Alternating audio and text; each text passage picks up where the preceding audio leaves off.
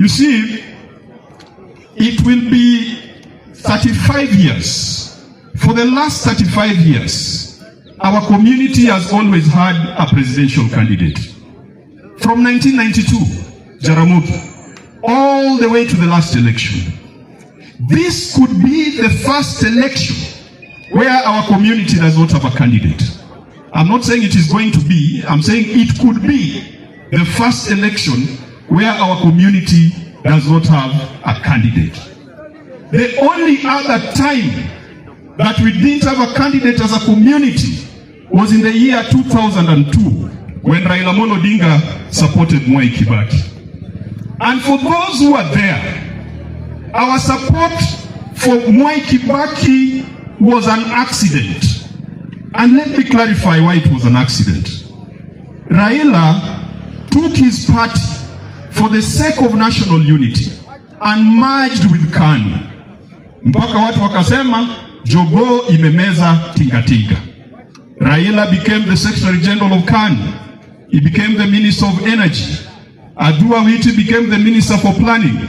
Orwa Ojode and Peter Odoyo became Assistant Ministers. Otieno Kajwang became the Secretary for Legal and Constitutional Affairs in KANU.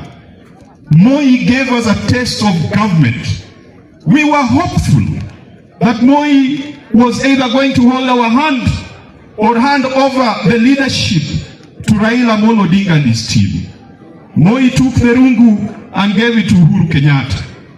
It was at the last minute, we had all our hopes that Moi was going to support us. But he gave the rungu to somebody else. Akatuacha mataa.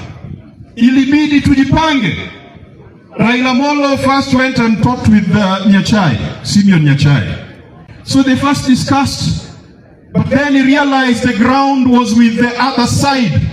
So he rushed to Uhuru Park, and in the month of October 2002, he said Kibaki tosha for an election that was to be held in December of that year. When he went there, he found all the positions had already been negotiated. The vice president was already assigned to Kijana Wamalwa. Senior positions had already been given. Martha Karua, Kiraitu Murungi, all those people, they had already taken positions. We came late in October, supported Mwai Kibaki on the understanding that there was going to be created a position of prime minister. When Kibaki took over power, he was told those guys came too late. They did not help us in any way. They did not contribute to our victory. And that is why we were played. The position of prime minister was not created. What I'm saying with this long narrative is that even those of us in ODM, we cannot wait for 2027 to make up our minds. We must make up our minds early to avoid the situation we found ourselves in 2002. William Ruto has been good to us. He has given us positions just like Moi gave us.